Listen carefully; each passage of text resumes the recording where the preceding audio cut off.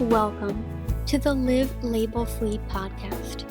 I'm your host, Olivia Sarah, an autistic eating disorder recovery coach that's here to help you turn your mess into your message.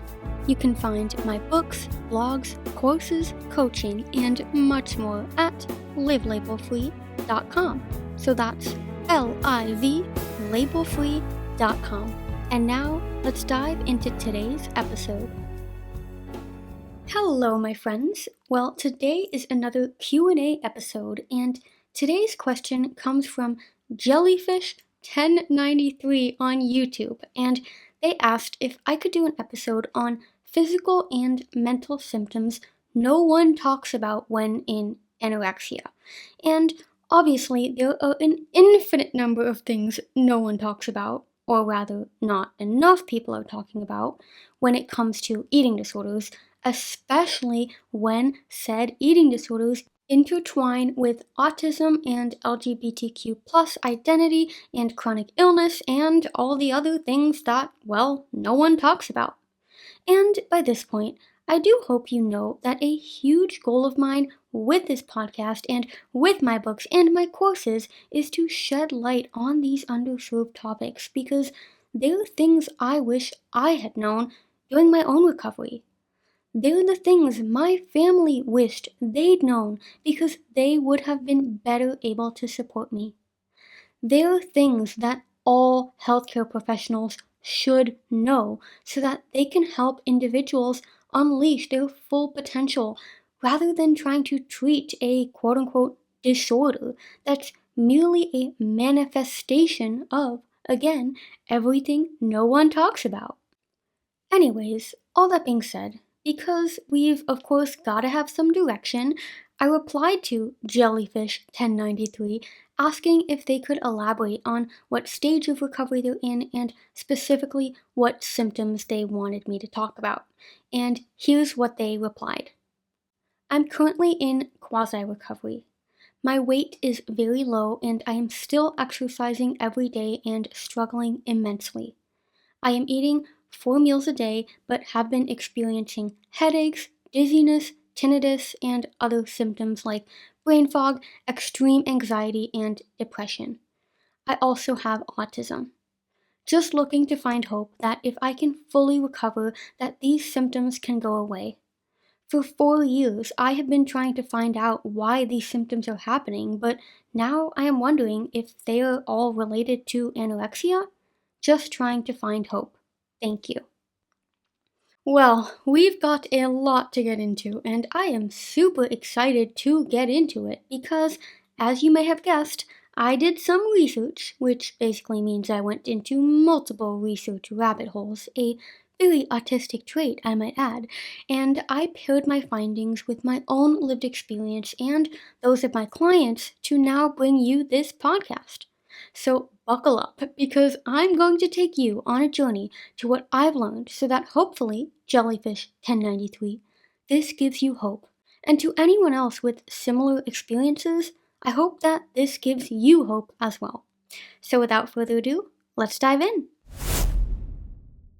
Alright, so we need to establish the facts first.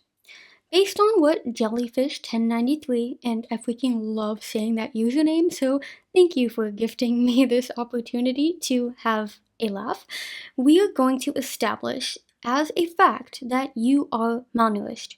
Your weight is low, you're engaging in exercise that you probably shouldn't be, and you're not eating enough. So, you're in a state of energy deficit. Quasi-recovery aside, the fact is that your body is depleted. And the fact that I'm really hammering this down right now is because when the body is in a state of energy deficit, nothing can function correctly. And I mean nothing. Because the truth is that the human body is nothing more than a living organism that uses energy and requires that energy to be replenished. And if that energy replenishment, aka eating and drinking, is hard for you, trust me, I am right there with you, my friend. The amount of times that I have wished that I could photosynthesize, the amount of times I have wished this body didn't even have needs, the amount of times I have wished I didn't have to drink or eat or sleep or shower or clean or whatever it is that we have to do on a daily basis just because we have bodies. My God, it is fucking exhausting. But all of those feelings aside, the bottom line is that we do have bodies, and these bodies happen to have needs. So, what happens when we don't give our body what it needs? What happens is that the body goes into energy conservation mode. It does everything humanly possible, no pun intended, to not use up its limited resources. Now, I'm not going to elaborate on the science behind this too deeply because I literally wrote an entire book called How to Beat Extreme Hunger, explaining energy deficit and how this leads to energy debt, and why extreme hunger is your body's attempt at getting you back into homeostasis. And of course, in that book, I also share my lived experience around all of the recovery fears, including mental hunger probably just being a bad habit, and I feared that I would become addicted to food and develop binge eating disorder if I gave into my extreme hunger. And of course, I also share how to cope with weight gain because I'm autistic and philosophical, and the whole, oh, just love your body and appreciate what it can do for you, never resonated with me because to be honest, my friends, I still feel hella trapped in this body. I mean, for real, it's too freaking constraining and demanding. But we're not going to go there right now because we're going to talk about headaches and dizziness and tinnitus and all the things Jellyfish 1093 has asked about. But yeah, shameless plug for all of my books right now because they're awesome and I worked really hard on them, and you can find them all at livelabelfreebooks.com or on Amazon, and of course I'll leave the link in the show notes below as well. But now back to the episode and why it is so important to understand that energy deficit, aka restriction, causes the body to try and conserve energy, is that this energy conservation causes all kinds of symptoms that, to put it bluntly, fucking suck. You weaken your digestive system, which means that when you start eating again in recovery, you'll feel really sick and bloated. You starve your brain, which means that there will be imbalances in all of the neurotransmitters, so hello anxiety and depression. And if you compound energy deficit with being autistic, which I'm just gonna go off on a limb here and say you probably feel permanently burnt out just trying to navigate a world not built for you, well, when you take all of these factors into account, well, no wonder you're in so much pain all the time. But here is the plot twist. You are not broken. You do not need to be fixed. What you need is to create safety within yourself and your environment. But that's, of course, just the overarching message of all of this. Because essentially, the trauma caused by being autistic in a non accommodating world, compounded with the trauma of an eating disorder, well, ironically, the eating disorder being a trauma response in and of itself, well, all of this just creates this never ending spiral of fight or flight mode, which is incredibly energetically demanding and thus not sustainable. So, how does all of this connect to anorexia symptoms, specifically headaches and tinnitus? Well, there are a lot of different kinds of headaches, obviously, but for me personally, my headaches were always tension headaches. This might sound kind of weird, but I felt my headaches from the front of my head all the way down to my lower back, and this is because I carry so much stress with me all the freaking time, and honestly, I still do. But when you are malnourished, your body is way more fragile, so everything you experience is going to be experienced on infinitely high volume. This is why we have zero flexibility when we have eating disorders. The body and brain simply do not have enough energy to consider other options. So, hello, black and white thinking and what is often termed as rigid thinking. Now, of course, there's nuance to this because autistic people often already have difficulty with change. So again, add malnutrition to that, and you've practically just turned that autism dial up a few notches. This is also why many people who are not autistic can actually display autistic traits during active eating disorders. But again, that's a whole nother topic which you can learn more about in my Autistically ED Free Academy at livelabelfree.com/group, or you can book a one-on-one coaching session with me at livelabelfree.com/coaching if you'd like to work with me privately. But to Jellyfish 1093 and anyone else listening, I don't know what kinds of headaches you're experiencing or if there's anything that makes them worse or better, but what I do know is that restriction is fueling your fight or flight response, which, scientifically speaking, can cause headaches. Why? Well, your body perceives restriction, so energy deficit, as a famine. And when you're not eating enough, your nervous system believes there aren't enough resources. I mean, why else would you be starving yourself? As I'm sure I don't have to tell you, a lack of resources is one of the greatest threats to human survival. But because your body is designed to do everything in its power to ensure your survival, it's going to activate that fight or flight mode so you can fight or flee whatever is causing you to be malnourished. Of course, your nervous system, that obviously doesn't have a logical thinking organ, cannot know that you're not actually in a famine environment, and it doesn't know that you're purposely restricting for other reasons. I mean, fear of weight gain, autistic masking, and all the other things I talk about on this podcast and in my books and courses. But now you're probably wondering, why is any of this even relevant? Because when you're in a permanent state of fight or flight mode, your body is literally tensing up all the time. Your neck muscles, your shoulder muscles, your scalp muscles, everything is constantly clenched and ready for battle. And, well, can you guess what happens when those muscles stay contracted for weeks, months, perhaps even years? Well, hello, tension headaches. Of course, tension headaches aren't the only type of headaches that restriction causes.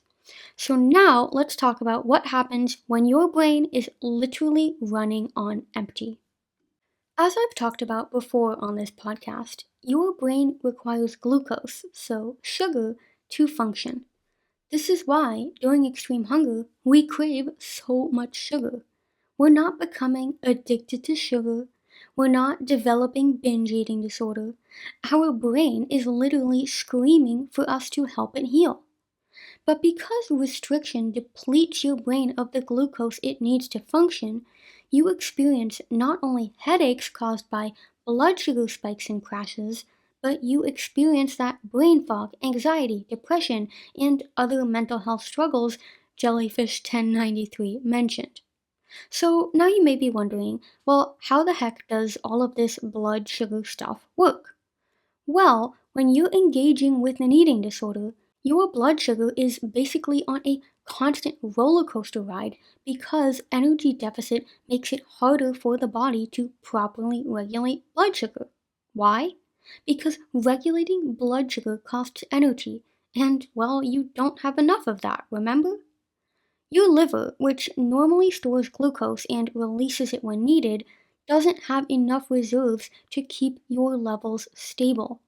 So even if you do eat something, your blood sugar might spike too high and then crash even harder, creating this vicious cycle of glucose instability that leaves your brain in constant distress. And then there's electrolyte imbalances. When you're malnourished, your sodium, potassium, and magnesium levels get thrown off. These minerals fuel the electrical system of your body.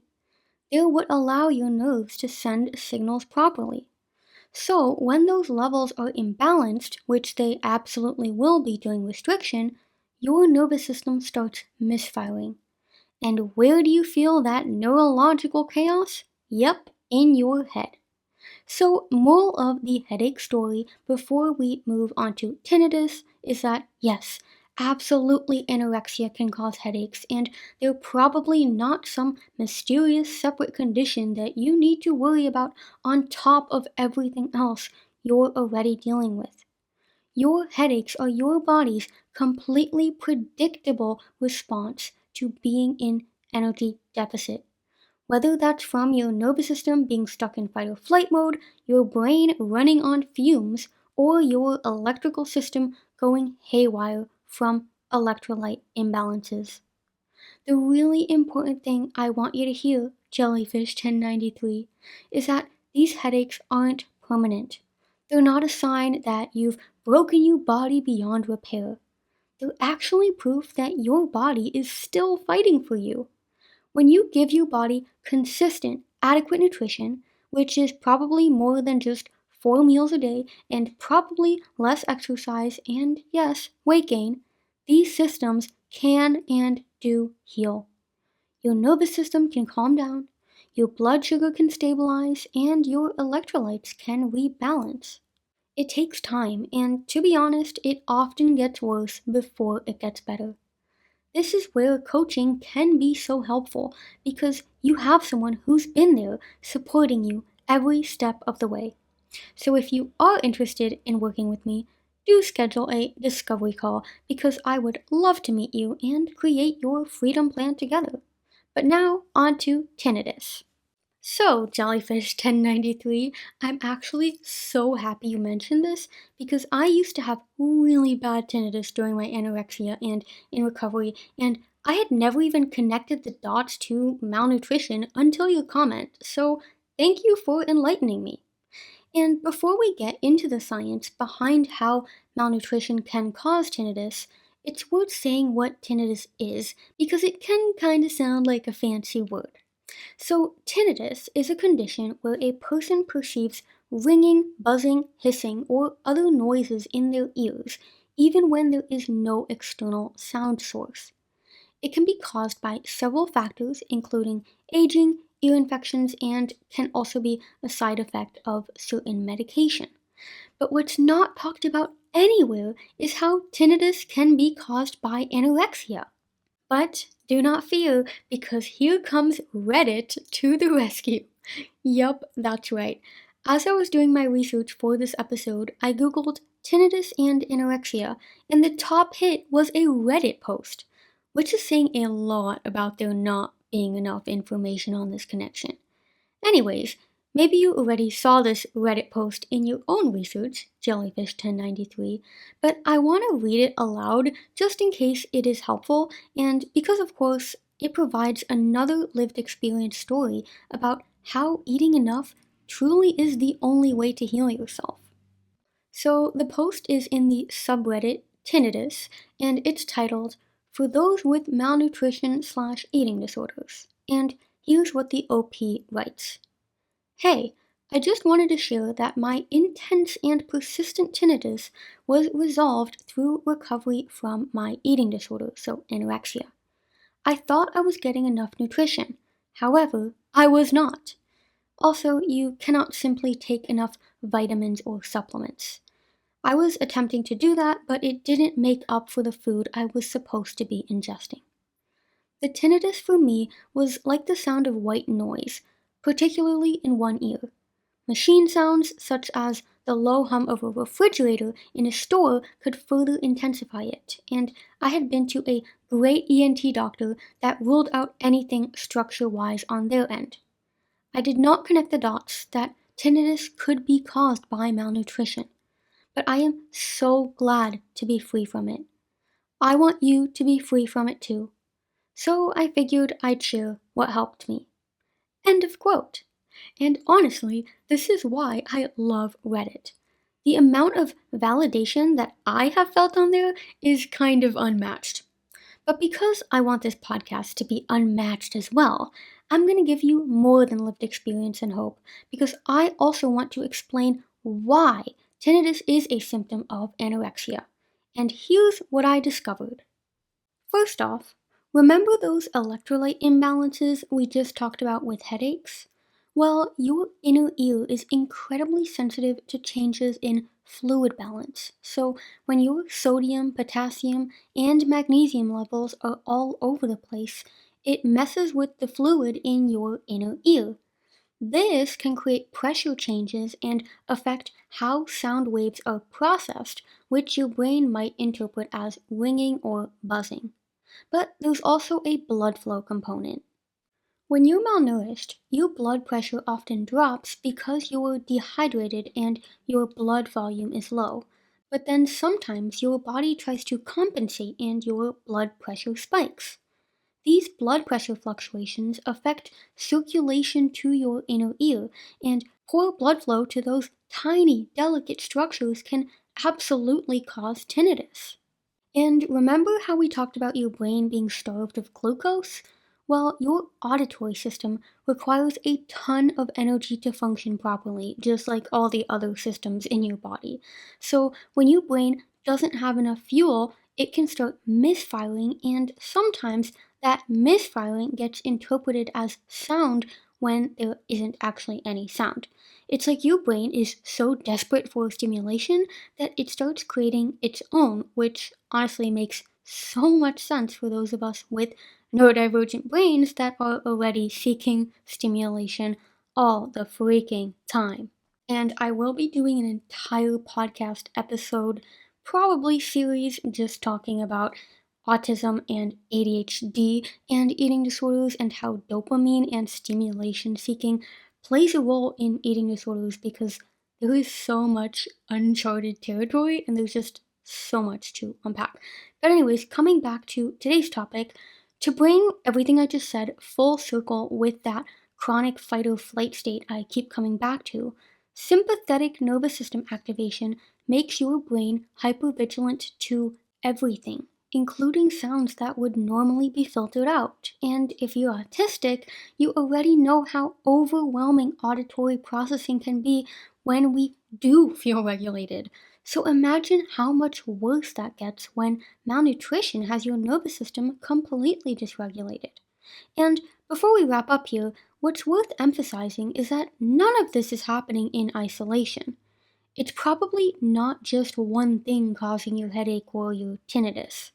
The mechanisms I've been describing, so your inner ear fluid being off, your blood flow being chaotic, your brain misfiring from a lack of fuel, and your nervous system being hypervigilant, this is all happening simultaneously because as much as we, as scientific people with logical thinking brains, think we can just like deconstruct the body, no, the body is a holistic organism that honestly we have no freaking clue how it even works. And of course, that nuance goes beyond the scope of today's episode, so let's come back to Jellyfish 1093's question about headaches, tinnitus, and you also mentioned dizziness. So, the same concoction of mechanisms that I have just described, these are likely causing your dizziness as well. Because your vestibular system, which is a sense that plays a crucial role in balance and spatial orientation, this system lives right there in your inner ear alongside your hearing. So, when malnutrition messes with your inner ear fluid and blood flow, it's not just affecting how you hear, but it's also going to affect your sense of balance and where you are in space. And when you add in those blood pressure fluctuations and blood sugar crashes we talked about, well, you guessed it. Hi there, dizziness. So I know this is a lot, but Jellyfish 1093, you did say in your original comment that you were looking for hope. So that's exactly what I want to leave you with today. Your body is so wise, wiser than our mind could ever even be. Like I said before, we really don't understand the human bodies better than the vessel that is the body. So, stop trying to control it. Because in the end, your body does know exactly what it needs, and it is doing everything in its power to support you and your healing. All of the symptoms you're experiencing, so the headaches, the tinnitus, the dizziness, brain fog, anxiety, depression, and I'm sure so much more, these aren't actually separate parts that need individual targeting to heal. In reality, these are all your body's way of saying, hey, I need consistent fuel to function properly. And I can promise that when you give your body what it actually needs, it will take that energy and utilize it to fully recover. Of course, if you want my help on that journey, you can schedule a consultation call for one-on-one coaching or enroll in my Extreme Hunger course or join me and other neurodivergent aliens in the Existential Autistic membership. You can find all the different ways to work with me on my website, livelabelfree.com. I hope to chat with you in real time, and otherwise, I will talk to you in the next episode. Bye-bye for now. Thank you so much for listening to the podcast, my friend. If you enjoyed this episode, it would mean so much to me if you could leave a positive rating and review for the Live Label Free podcast on Spotify and Apple Podcasts. It's a free way to show your support so I can continue bringing you the valuable content that I love to create for you.